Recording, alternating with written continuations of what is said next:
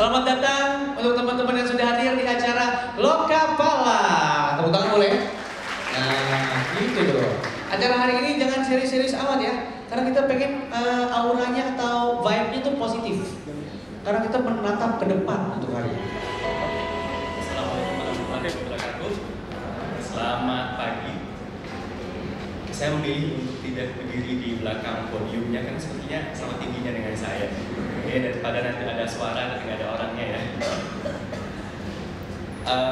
Pertama saya ingin mengucapkan terima kasih kepada Bapak Arifin Panigoro dan juga Bapak Yudi Latif yang masih dalam perjalanan karena sudah berkenan menjadi bagian dari acara CISDI pada hari ini.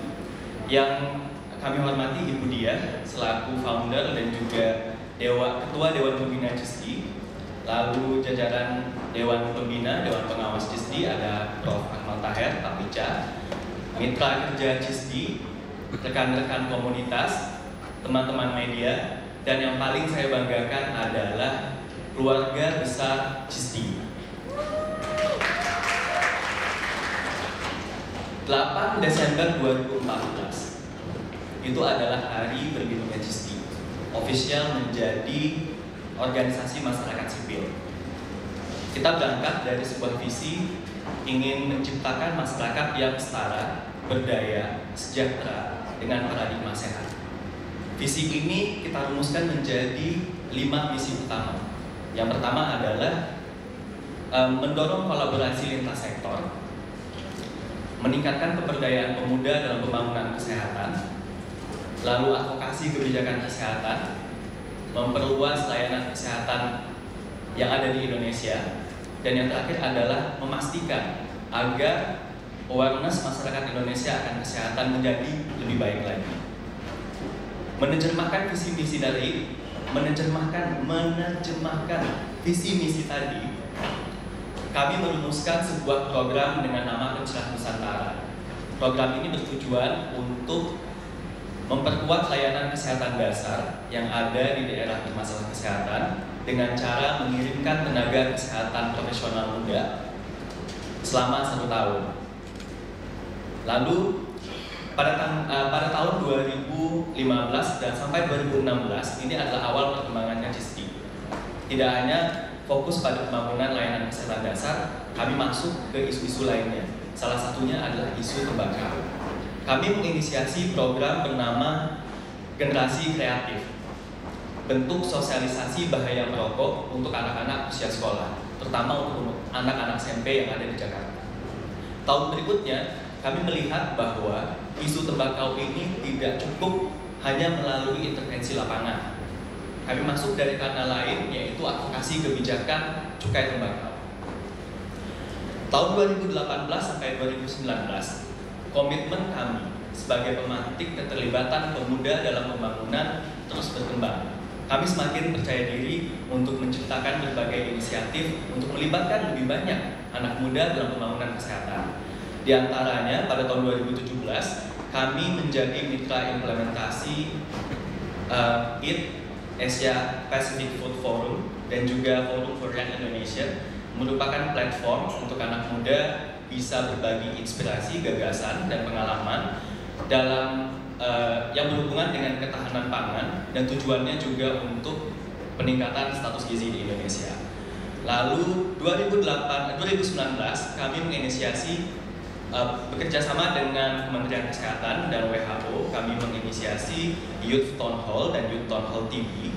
Ini juga merupakan platform untuk melibatkan lebih banyak anak muda untuk bisa langsung terlibat dalam pembangunan kesehatan, untuk bisa ikut menentukan arah pembangunan kesehatan ke depannya seperti apa. Hari ini, setelah 5 tahun berjalan, merefleksikan apa yang sudah kami lakukan, tidak ingin berbangga hati mengatakan kalau yang sudah dilakukan banyak, tapi dalam perjalanan 5 tahun, rasanya juga tidak mudah. Ada banyak ups and downs yang sudah ditemukan. Lalu, kami coba mengumpulkan apa-apa saja yang sudah kita lakukan jadi bahan bukti setidaknya untuk bisa jadi masukan bagi pelaku kesehatan agar bisa melihat arah pembangunan kesehatan ke depannya seperti apa. Lalu kita ciptakanlah yang namanya Lokapala. Dalam bahasa Sanskerta, Lokapala ini artinya penjaga arah mata angin. CISDI merefleksikan diri sebagai bagian dari masyarakat sipil, ingin tetap menjadi bagian dari perjuangan untuk menjaga, mengawasi dan mengawal arah pembangunan kesehatan bisa sesuai dengan tren masa depan dan bisa menjawab tantangan-tantangan atau dinamika-dinamika kesehatan di masa mendatang. Mengutip apa yang dikatakan oleh Sultan Syahrir, hidup yang tidak pernah diperjuangkan tidak akan pernah dimenangkan. Bagi kami di CISDI, Lokapala tidak hanya sekedar berbagi informasi, tapi ini menjadi titik balik untuk kami agar lebih berjuang lagi, agar kita bisa memenangkan kehidupan kita, memenangkan kehidupan saudara-saudara kita, dan pada akhirnya memenangkan kehidupan kita sebagai satu kesatuan Indonesia. Dengan sangat bangga, saya mengucapkan selamat datang, selamat menyaksikan Lokapala. Mari bersama kita meneropong arah kebijakan kesehatan Indonesia di masa depan. Terima kasih.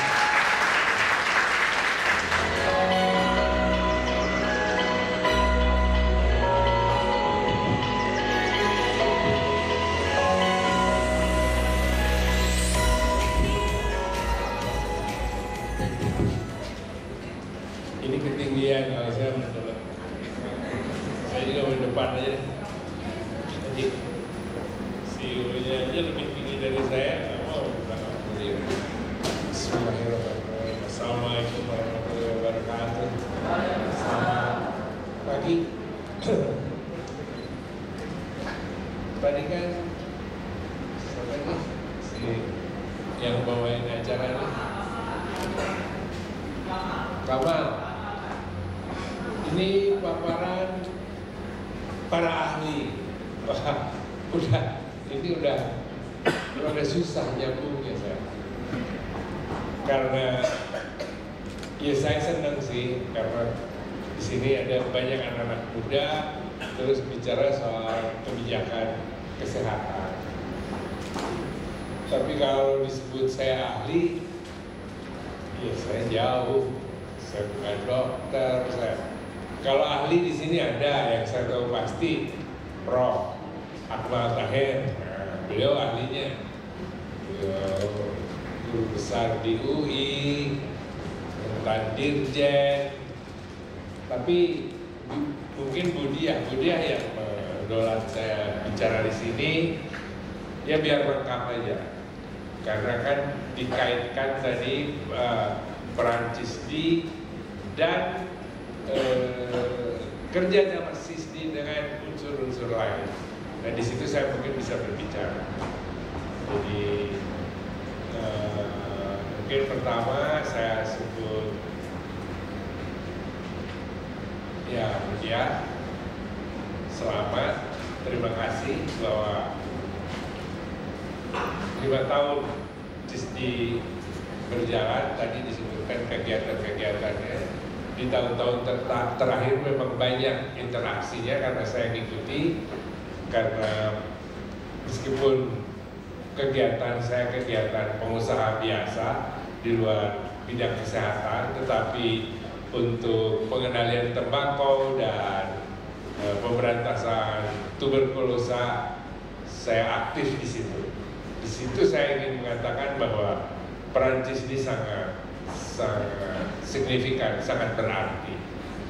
Saya contohkan misalnya waktu kita buat pertemuan tembakau kontrol untuk Asia Pasifik, itu dihadiri lebih dari 1.000 orang di Bali dan teman-teman dari CISDI.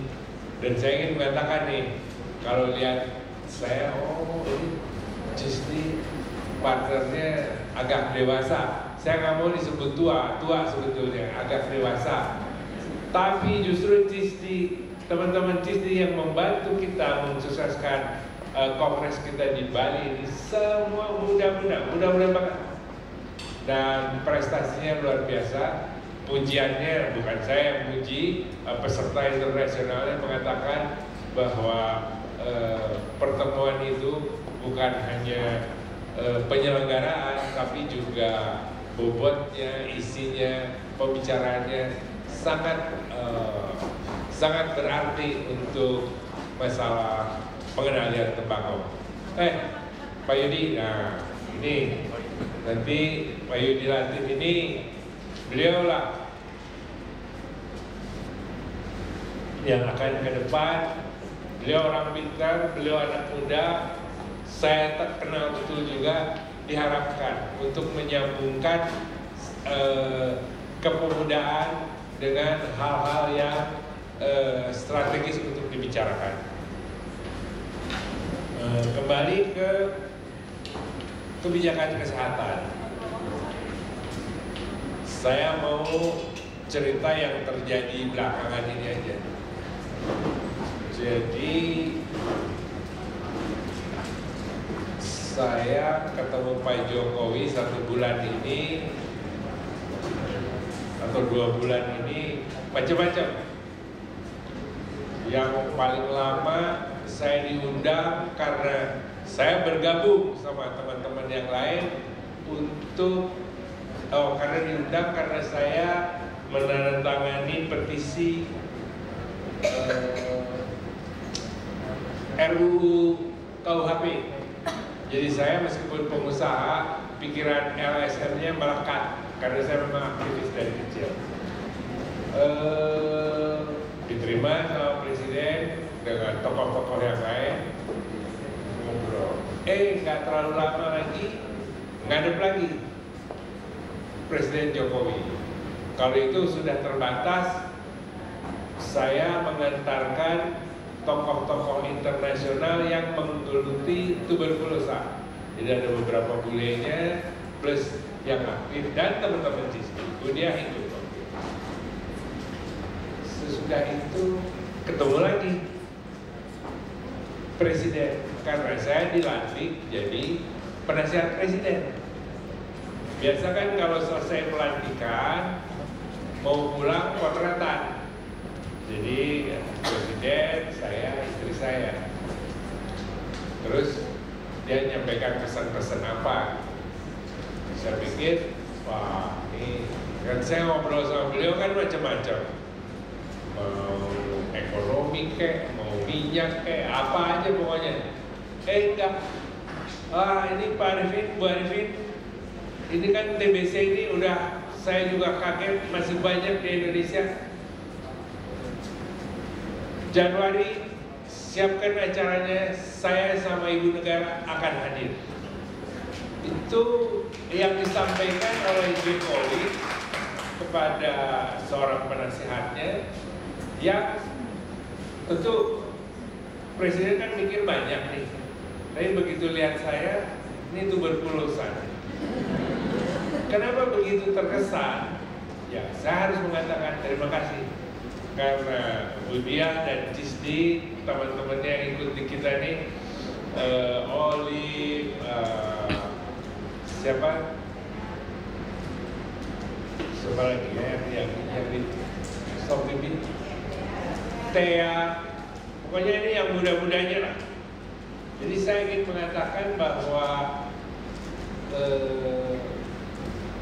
partnership yang saya rasakan, yang diisi oleh adik-adik anak-anak dari CISDI ini sangat berat. Saya juga nggak mau ini lama-lama. Pulang dari istana saya langsung rapat. Salah satu di pertemuan tuberkulosa ini, board membernya kan selain Prof. Akmal boardnya, dia juga dia pimpinan. Salah yang lain adalah senior mantan Menteri Kesehatan Pak Suyudi.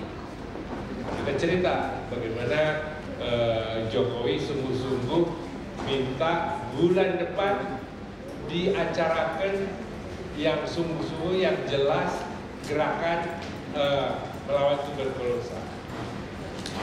Itu dengan terharu Pak Menteri Kesehatan, mantan Menteri Kesehatan mengatakan, saya 5 tahun jadi Menteri Kesehatan berjuang untuk minta presiden terlibat langsung di tuberkulosa, belum pernah. Ini hanya dalam beberapa sekuensinya itu kan 1-2 minggu aja pertemuan internasional yang kebetulan kemarin ada acara penasihat presiden, itu presiden dengan sungguh-sungguh sampai mau pulang diulangi lagi, benar ya, Januari. Lalu yang kepikiran buat saya penyelenggaraannya sekarang, karena beberapa hari lagi kan hari libur ini, dari Natal sampai ke tanggal 5, tanggal 6 udah susah. Jadi ya di forum ini juga teman-teman SISDI jangan lupa nih bantuin saya nih. Ini hitungannya harian. Nanti presiden akan belusukan kemana, program TBC ini harus jelas. Karena ini kan yang kita harapkan kalau keterlibatan seorang presiden adalah ini apa? Memaksimalkan advokasi, memaksimalkan sosialisasi. Karena nanti dijelaskan sama siapa ya yang ngerti TBC di sini. Yudi Latif juga Yudi Latif lebih ngerti Pancasila daripada TBC. Tolong aja Bu Dia nanti ya ke teman-teman bahwa TBC ini adalah salah satu musuh yang utama. Masih 100.000 orang meninggal setiap tahun di Indonesia. Kalau di dunia aku nggak tahu berapa, hampir 1 juta kali. Luar biasa, luar biasa. Dan orang nggak hitung penyakit penular, orang lebih tahunya HIV, malaria. Tapi TBC ini adalah musuh kita yang sangat besar di Indonesia. Karena Indonesia ini 3 negara terbesar yang penderita tuberkulosis yang ada di dunia ini. India, Cina, Indonesia. Jadi kalau kita lagi ngurus tuberkulosis, saya nggak bisa lupa sama CISDI. Karena organisasi saya didukung penuh oleh teman-teman dari CISDI. Dan saya kira ke depan tentu bukan hanya tuberkulosis, kebijakan di kesehatan ini sangat strategis. Jadi saya sampaikan Pak Yudi Latif tolong dipertimbangkan. Sampai sekarang kami yang aktif di tuberkulosis sedang memperjuangkan peraturan presiden tentang tuberkulosis. Jadi di situ nanti akan memungkinkan bukan hanya Departemen Kesehatan, tapi menteri-menteri yang lain pun akan lebih aktif untuk mengurus itu.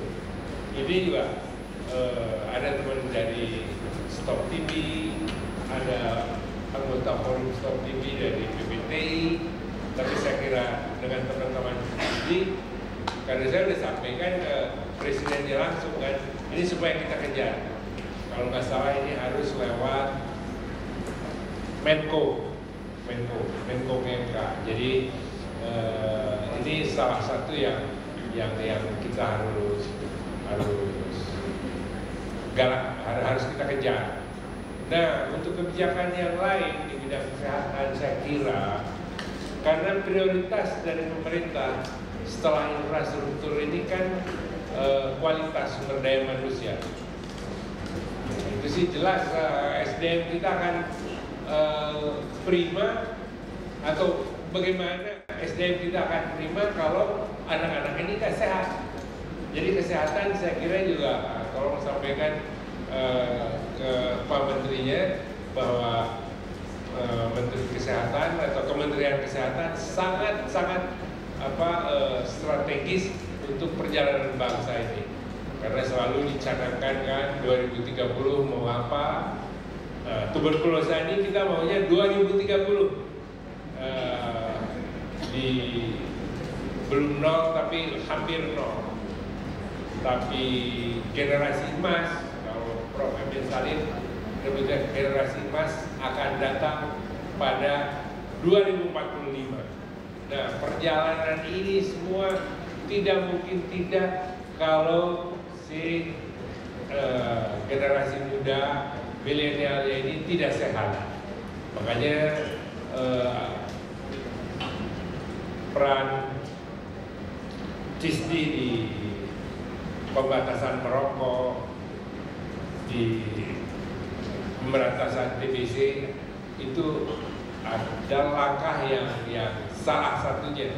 Selain disebut juga sekarang ini lagi populer adalah stunting, gizi buruk, itu jelas. Tapi saya kalau terlalu banyak ngomong tentang kesehatan, saya malu sama profesornya. Saya nggak ngerti sama sekali, nyuntik aja nggak bisa. Saya kira itu yang ingin saya sampaikan. Kembali lagi, nah justru di sini penting kalau kalian lihat saya, karena saya mungkin ini yang paling tua, justru itu harus dimaknai. Nah, peran kalian lah yang nanti akan menonjol, karena sangat hal-hal yang strategis, kebijakan yang dibuat ini tidak mungkin tidak perlu waktu jangka panjang. Itu targetnya aja 2030 10 tahun, 2045 lebih lama lagi, 25 tahun. Itu siapa lagi? Itu udah bukan bagian saya, kan urusannya 1-2 tahun ke depan ini kalau udah uzur begini kan. Tetapi yang muda-muda ini justru ini sebetulnya, dan ini harus disampaikan. Jangan sampai pemahaman untuk kebijakan ini tidak diikuti oleh anak-anak, oleh generasi yang muda. Saya kira seterusnya saya nggak usah nulisin. Saya akan serahkan nanti ke ahli-ahli yang lain. Sekali lagi yang saya ingin sampaikan adalah selamat kepada CISDI menjalani perannya selama 5 tahun. Saya hargai untuk mengajak generasi muda, milenial yang tadi saya sudah sebutkan sangat-sangat dibutuhkan untuk berperan aktif melihat kebijakannya dan menjaganya supaya cita-cita bahwa Indonesia akan mencapai puncaknya setelah 100 tahun kemerdekaan di 2045 ini terwujud. Terima kasih. Selamat pagi. Assalamualaikum warahmatullahi wabarakatuh. Saya dihubungi Mbak Dia, itu kira-kira 2 minggu lalu, dan saya bayangkan audiensnya cuma 30 orang. Karena itu saya surprise sekali, dan salut buat semuanya untuk yang hadir di sini. Tepuk tangan semuanya. Saya bayangkan sebuah forum yang membahas soal kebijakan kesehatan dihadiri sekian, ini luar biasa, membesarkan hati. Nah, terima kasih untuk Pak Arifin juga tadi, juga Pak Akmal. Saya wartawan Tempo mulai 98 Pak, jadi waktu itu sering ketemu Bapak, udah lupa. Nah, dengan Pak Arifin saya juga banyak berinteraksi dengan isu rokok ya Pak. Banyak dinamika, banyak drama di situ. Terima kasih juga untuk dia. Saya mengikuti perjalanan CISDI sejak awal dan impress, terkesan sekali. Dan sepanjang pemahaman saya baru kali ini ada outlook kesehatan yang dibuat oleh masyarakat sipil dengan data-data yang komprehensif. Tepuk tangan untuk CISDI. Buat saya ini bekal untuk menjadikan kesehatan dan juga hal-hal lain mendorong kebijakan yang berbasis bukti, yang berbasis evidence. Tugas saya kali ini adalah mengantarkan Kang Yudi Latif untuk berbicara di panggung ini. Jadi kenapa sih? Iya. Jadi kenapa sih temanya outlook kesehatan tapi pembicaranya adalah Kang Yudi Latif, bukan dokter gitu. dan juga idealnya ada Pak Emil Salim juga, tapi sayang Pak Emil sedang flu berat dan mudah-mudahan lekas sembuh. Nah, kesehatan adalah sesuatu yang cross disiplin, jadi tidak hanya urusan dokter seharusnya, gitu. Dan memang itulah yang terjadi dalam perjalanan saya sebagai jurnalis. Kalau dokter hanya mengurusi sakit, maka kebijakan kesehatan akan tumpul di situ, karena urusannya ketika orang sudah sakit. Meskipun dokter juga bertugas untuk soal promosi kesehatan. Nah, karena itu pendidikan, kesehatan, lingkungan, value-value itu harus nyambung gitu ya, berkorelasi dan saling mendukung. Saya ingin bercerita tentang apa yang terjadi di Finlandia. Kebetulan saya ke sana pada 2015 dan ini adalah negara yang sangat bagus memadukan kebijakan kesehatan, pendidikan, sosial welfare, dan juga lingkungan. Memang sistem politik kita berbeda dengan Finland, tapi ada baiknya mungkin bisa diadaptasi sedikit-sedikit. Nah, saya membaca di sini.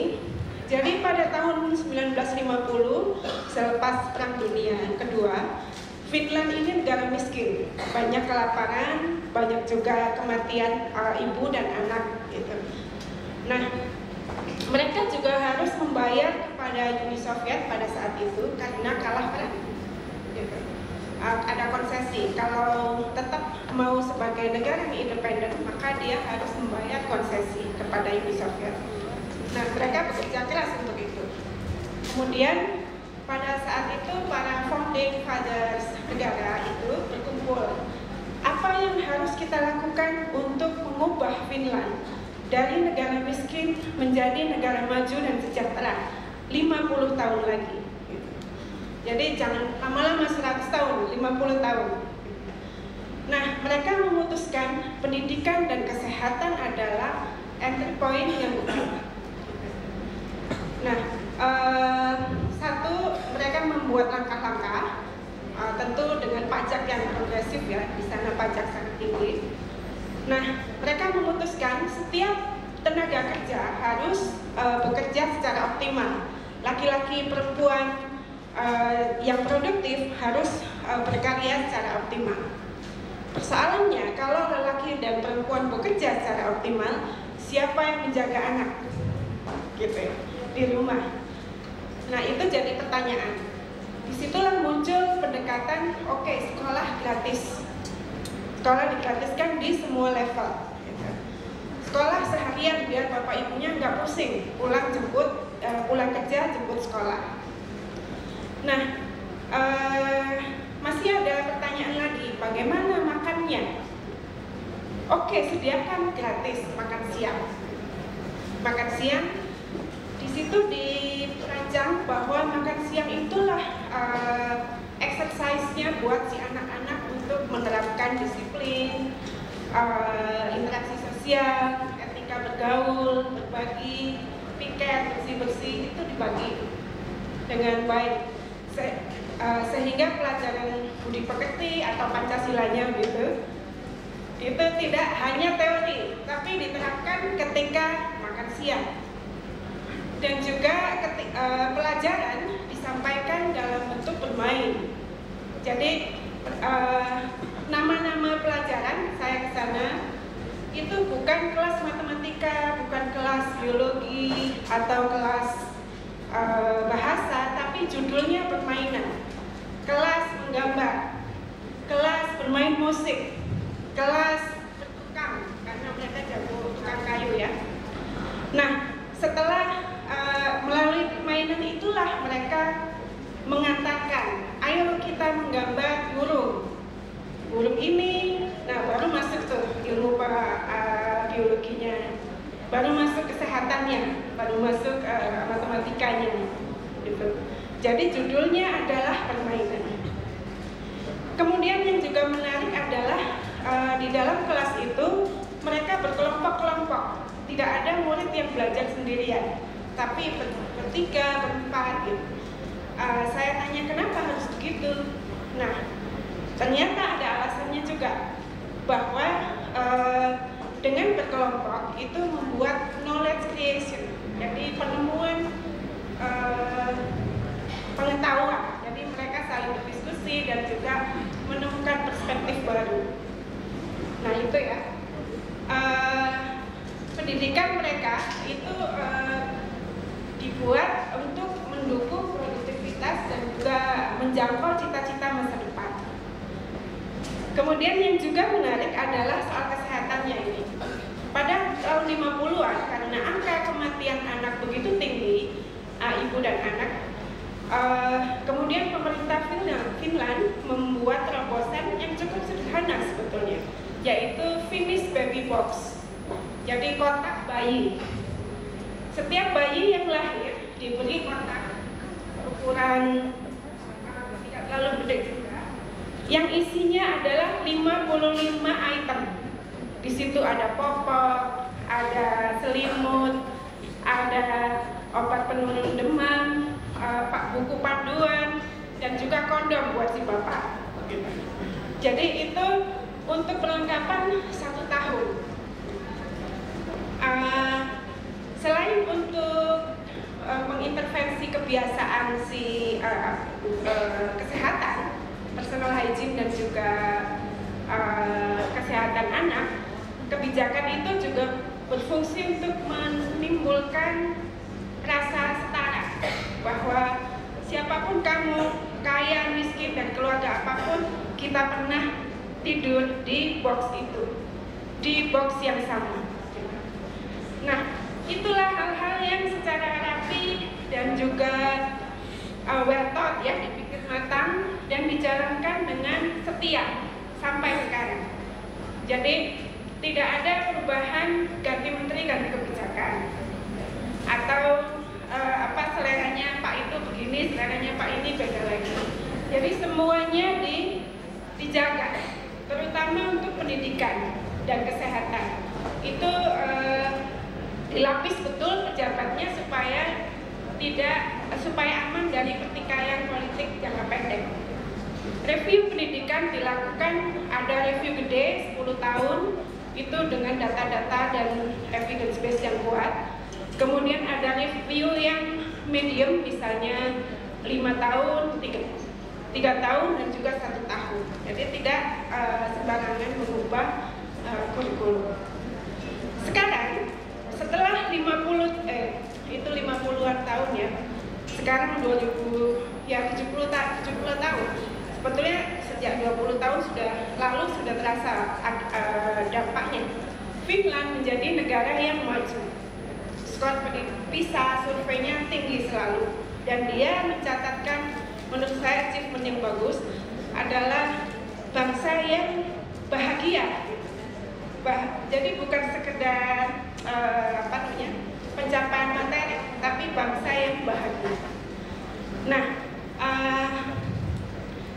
kita tahu bahwa Indonesia begitu besar, 260 juta, tidak sebanding dengan Finland yang hanya 5,5 juta jiwa. Itu lebih simpel dan lebih homogen mereka. Tapi mungkin saja pemda-pemda berinisiatif untuk melakukan hal seperti itu, atau klaster komunitas-komunitas yang kecil dan kemudian bergulir, berkembang, mungkin saja. Nah, data ini, outlook ini mudah-mudahan menjadi bekal untuk menuju kebijakan yang lebih terarah, yang melibatkan semua pihak dari berbagai disiplin. Nggak kebayangkan ada ahli Pancasila datang di sini. juga ada Pak Arifin sebagai yang memberi pertimbangan kepada Presiden. Nah, begitu saja pengantar dari saya untuk mengantarkan Kang Yudi Latif ke sini, ke berbicara di depan sini. Terima kasih semuanya, tepuk tangan untuk Sisri dan untuk Kang Yudi Latif. Assalamualaikum warahmatullahi wabarakatuh. Usaha kesehatan di Indonesia lebih dari sekedar usaha medis. Usaha kesehatan dari dulu selalu menjadi usaha kepeloporan kebangsaan. Kaum dokter bukan hanya dokter anatomi tubuh, tapi juga dokter anatomi sehatnya bangsa. Di seluruh tonggak-tonggak terpenting sejarah perjuangan bangsa, di situ hadir orang-orang yang berkecimpung di dalam profesi medis.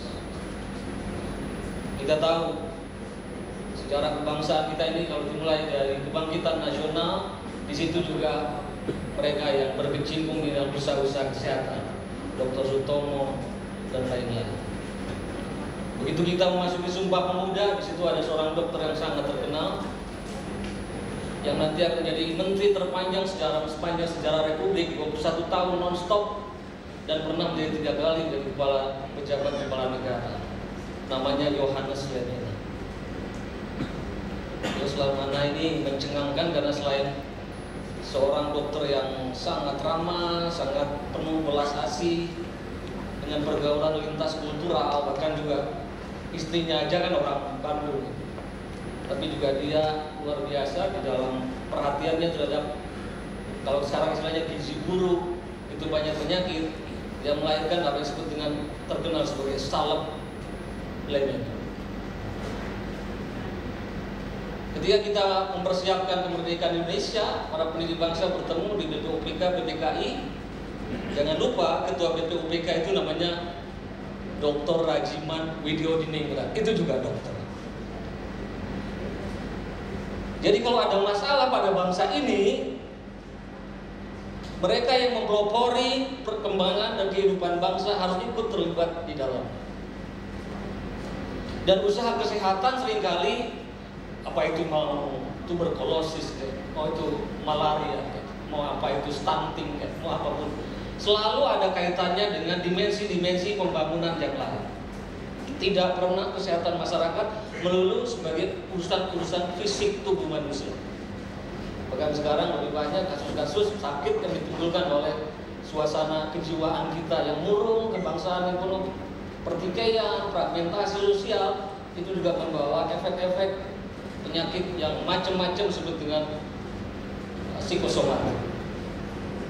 Ada satu buku yang sangat monumental itu dari seorang ahli biologi dari India, namanya Siddhartha Mukherjee. Dia menulis buku The History of Gene. Dan dia tunjukkan bagaimana partisi pembelahan antara India dan Pakistan itu kan pembelahan politik. Tapi rupanya pembelahan politik itu juga mengakhirkan suatu mental breakdown yang luar biasa. Schizophrenia berkembang dalam jumlah yang sangat masif gara-gara partisi politik itu. Juga di Indonesia nanti kalau menjelang pemilu pilkada banyak orang-orang sakit jiwa, rumah sakit pada penuh. Jadi selalu ada kaitan urusan-urusan dimensi kebangsaan lain dengan dimensi kesehatan. Nah, karena sejak awal kebangsaan ini juga banyak dipelopor ya mereka yang terlibat dalam profesi kesehatan, maka segera saja kita dapati ketika para pendiri bangsa menyusun visi dan misi negara, itu ada di pembukaan Undang-Undang Dasar 45. Visinya ada di alinea kedua, bahwa kita ini mimpi kita bernegara itu nggak lain adalah menjadi bangsa yang merdeka, bersatu, berdaulat, adil, dan makmur. Dan untuk mencapai visi itu kita susun misi. Misinya ada di alinea keempat. Apa misi negara kita? Saya sering, sekali waktu pernah diurati KPU, dia bilang kita kurang kerjaan nih.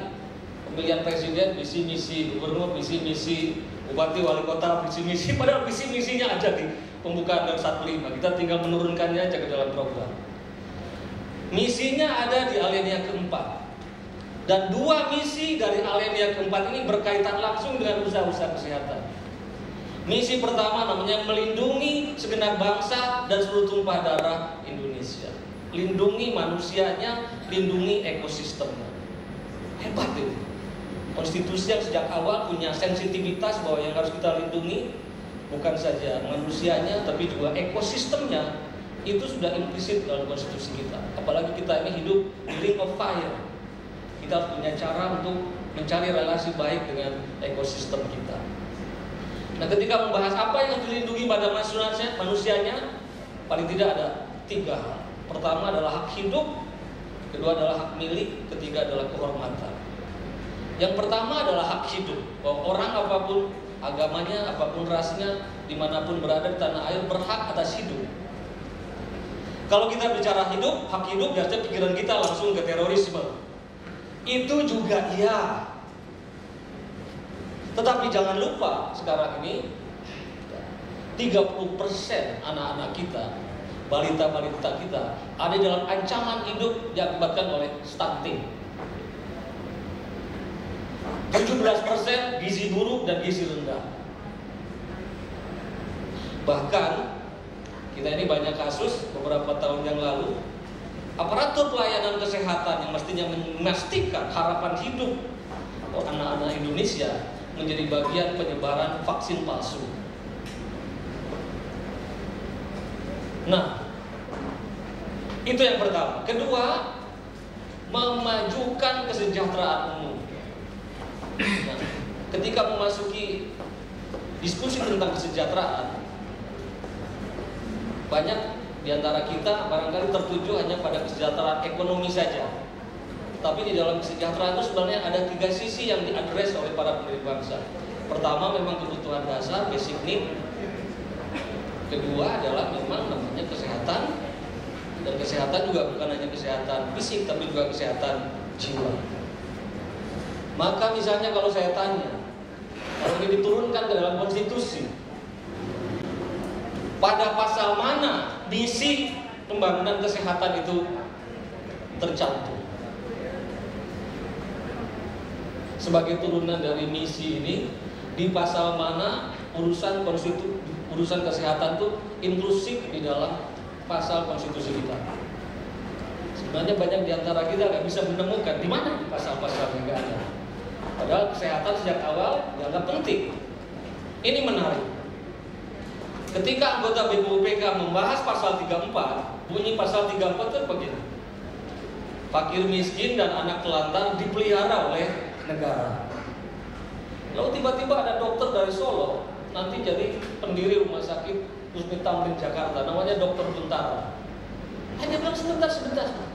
Bukankah Bung Karno mengatakan di alam Indonesia merdeka tidak boleh ada orang miskin? Ini malah fakir miskin dan anak telantar dipelihara oleh negara. Cemana pula itu berat? Kalau ternyata dia tidak memelihara merawat anaknya secara proper, itu segera gajinya bisa dicabut. Oke, jadi pertama model universal welfare state.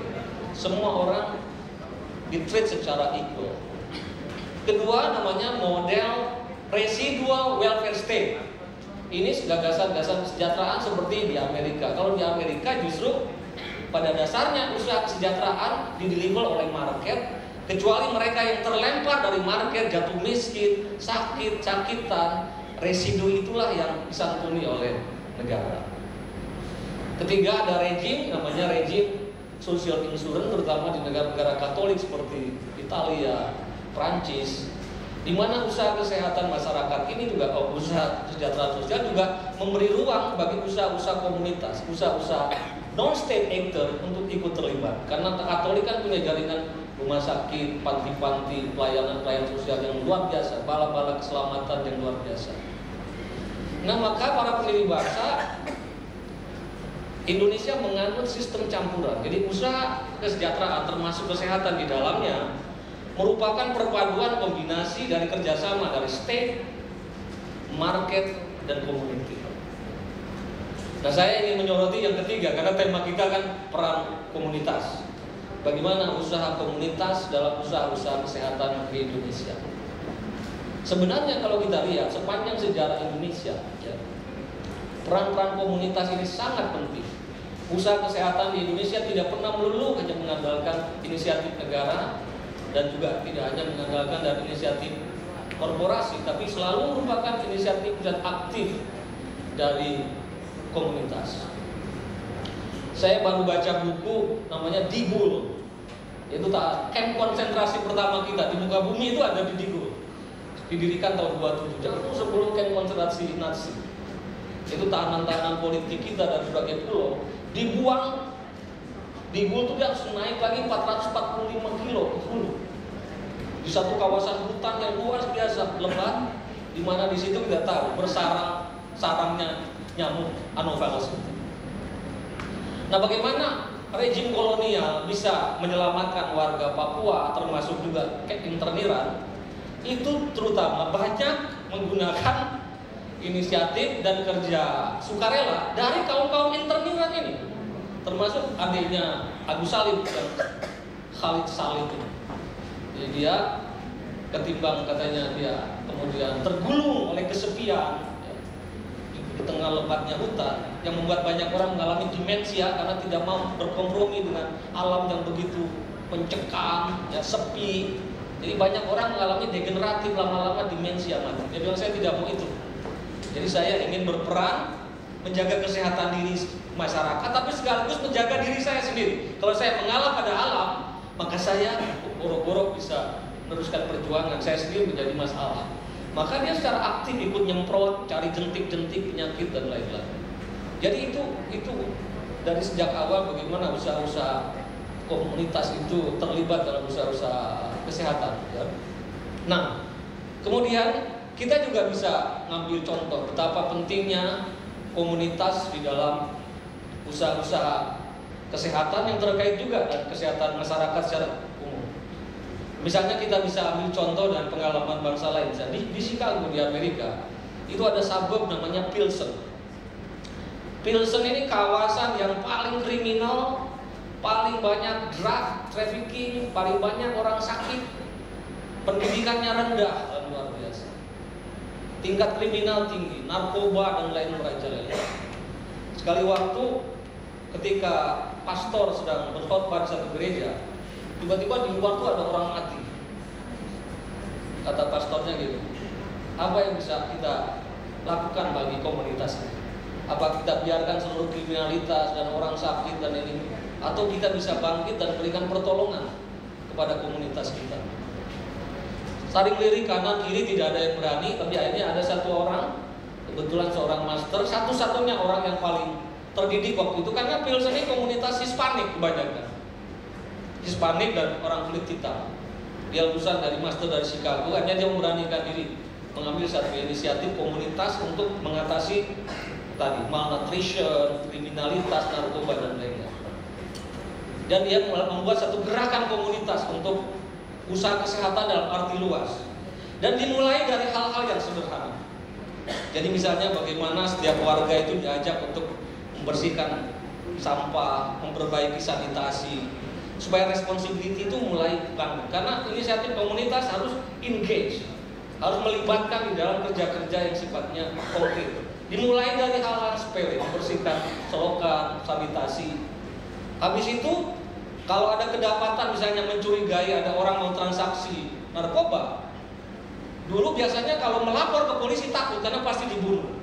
Tapi dengan jaring-jaring komunitas ada cara. Kalau kelihatan ada tanda-tanda transaksi narkoba, maka seluruh penduduk dari berbagai apartemen turun ke bawah semua dan semuanya melaporkan ke polisi. Jadi kalau ada masalah, semuanya itu harus dihadapi oleh jaringan-jaringan narkoba ini.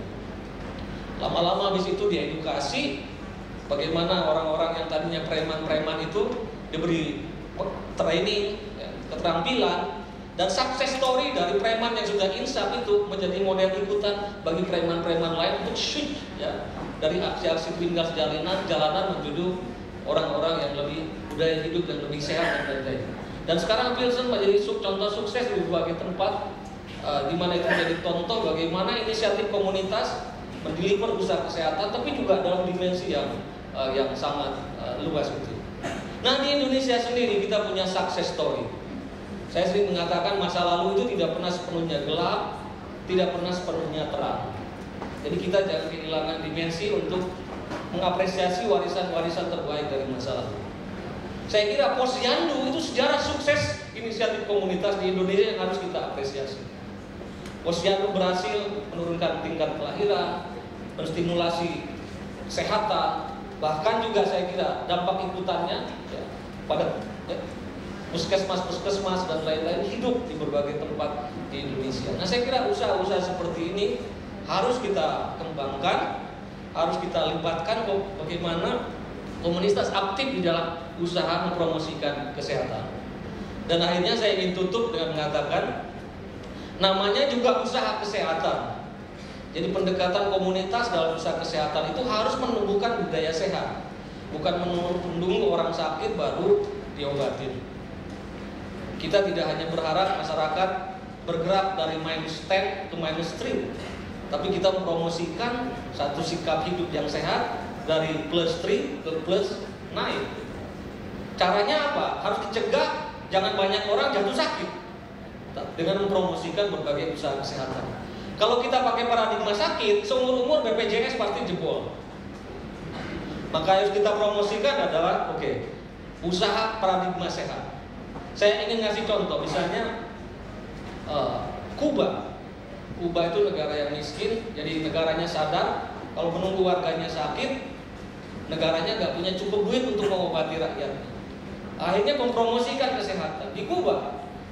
Pada setiap hari di jam-jam tertentu seluruh warga wajib berolahraga. Dan apa dampaknya? Sekarang ini harapan hidup orang di Kuba lebih panjang ketimbang rata-rata harapan hidup orang-orang di Amerika Serikat. Jadi saya bayangkan ke depan, namanya puskesmas itu akan jadi fitness center, pusat yoga, pusat meditasi, ya. Bukan hanya di Sumurus kan. Nah, ini menarik ya di dalam apa ini? Outlook dari SISDI ini kan selama ini betul usaha kesehatan itu hanya usahanya di kuratif, lebih kuratif. Padahal usaha-usaha yang sifatnya promotif, preventif itu jarang kita kembangkan. Nah, saya kira inisiatif komunitas itu justru harus menggerakkan aspek prevention dan promotif dengan membudayakan sehat. Kita jadikan rumah sakit itu menjadi tempat di mana usaha-usaha kesehatan berkembang.